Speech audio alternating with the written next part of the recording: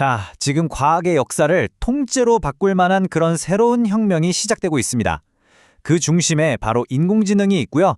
이번 시간에는 이 AI가 어떻게 인류의 지성을 완전히 새로운 차원으로 이끌고 있는지 그 진짜 놀라운 여정을 한번 같이 따라가 볼까 합니다. 우리는 어디에서 왔을까? 이 거대한 우주는 대체 어떻게 돌아가는 걸까?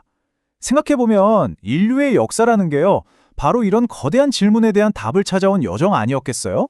그런데 이제 그 여정에 인간의 사고방식에서 영감을 받은 아주 새로운 종류의 지능, 바로 AI가 합류하기 시작했습니다. 이건 그냥 계산기 같은 단순한 도구가 아니에요. 우리의 지적인 파트너가 될 엄청난 잠재력을 가진 존재가 등장한 거죠. 그래서 오늘 우리가 던져볼 질문은 바로 이겁니다. AI의 등장이 정말 과학적 발견의 새로운 시대를 여는 새벽이라고 할 수 있을까요? 자, 그러려면 먼저 AI의 역할이 어떻게 바뀌고 있는지부터 봐야겠죠. 이게 지금 근본적으로 재정이 되고 있거든요. 단순히 명령을 수행하는 도구를 넘어서 연구의 맨 첫 단계, 그러니까 가설을 세우는 단계부터 함께 고민하는 과학적 동반자로 진화하고 있는 겁니다.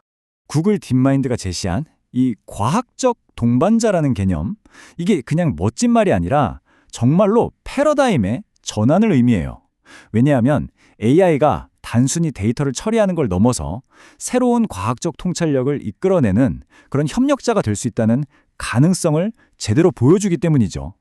아니 근데 기계가 어떻게 연구의 동반자가 될 수 있다는 걸까요? 그쵸? 그 가능성을 제대로 이해하려면 먼저 이 AI가 어떻게 인간처럼 생각하고 또 추론하는지 그 내부 작동 방식을 살짝 들여다볼 필요가 있습니다. 자, 이 숫자부터 한번 보시죠. 320만. 뜬금없죠? 대체 뭐를 하는 숫자일까요? 그리고 여기 또 하나, 170만이라는 숫자도 있습니다. 이 두 숫자가요, 바로 AI의 사고 능력을 만드는 핵심 열쇠라고 할 수 있습니다. 네, 바로 여기에 그 비밀이 있습니다. 아까 보신 그 숫자들 말이죠.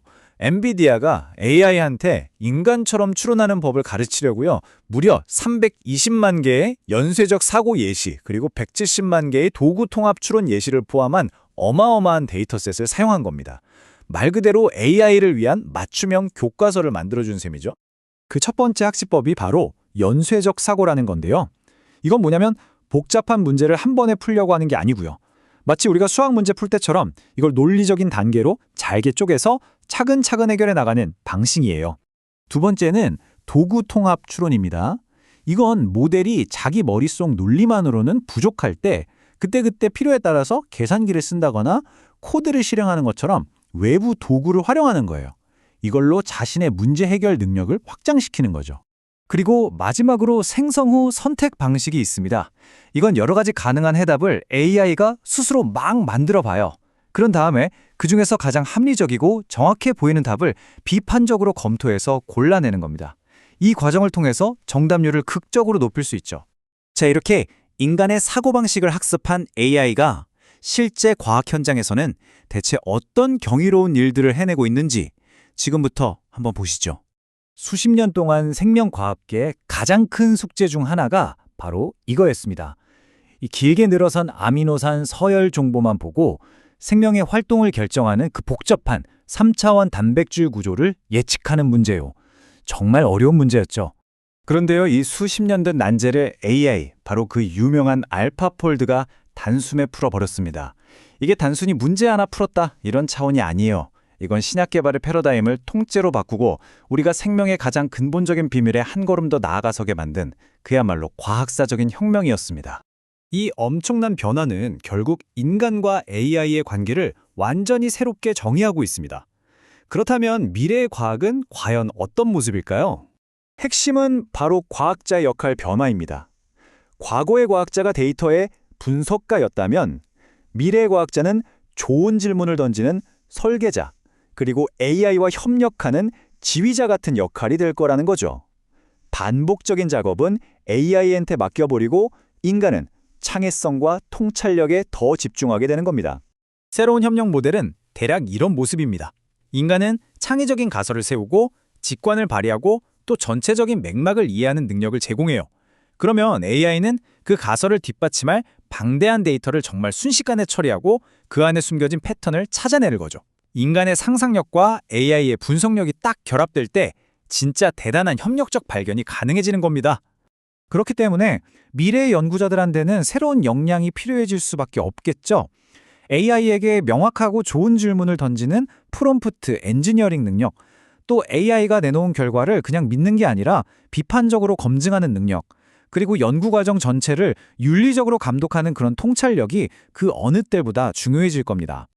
물론 이 강력한 기술이 열어갈 미래가 마냥 장밋빛이기만 한 건 아닐 겁니다. 우리가 아주 신중하게 헤쳐나가야 할 도전 과제들도 분명히 존재하죠. 가장 큰 기술적인 과제 중 하나는 바로 결과의 신뢰성을 어떻게 확보하느냐 하는 겁니다. AI는 결국 인간이 만든 방대한 데이터를 통해 학습하잖아요. 그렇기 때문에 그 데이터 안에 어떤 편견이나 특정 경향성이 있다면 결과물 역시 왜곡될 수 있다는 거죠. 그래서 객관적이고 공정한 결과물을 얻기 위한 기술적인 노력이 지금도 계속되고 있습니다. 하지만 이런 도전 과제들에도 불구하고 AI의 발전은 멈추지 않을 겁니다. 로드맵을 보면요. 2025년에는 최고 수준의 수학 문제를 정복하고 2027년쯤 되면 모든 연구실의 보편적인 도구가 될 거라고 해요. 그리고 2030년 이후에는 AI가 기후변화나 질병 정복처럼 한 나라나 한 연구실의 힘으로는 불가능했던 인류 전체의 거대 난제를 해결하는 핵심 파트너로 떠오를 거라는 전망입니다. 궁극적으로 AI가 우리에게 주는 가장 큰 선물은 단순히 기존 문제의 답을 찾아주는 게 아닐지도 모릅니다. 어쩌면 우리가 상상조차 하지 못했던 완전히 새로운 질문을 던질 수 있도록 우리의 지성을 확장시켜주는 것. 그것이야말로 AI의 진짜 잠재력이 아닐까요? 자, 이제 이 질문은 우리 모두에게 주어졌습니다. 이 강력하고 새로운 파트너의 손을 잡고 우리 인류는 어떤 위대한 질문에 가장 먼저 답해야 할까요? 미래는 바로 그 선택에 달려 있습니다.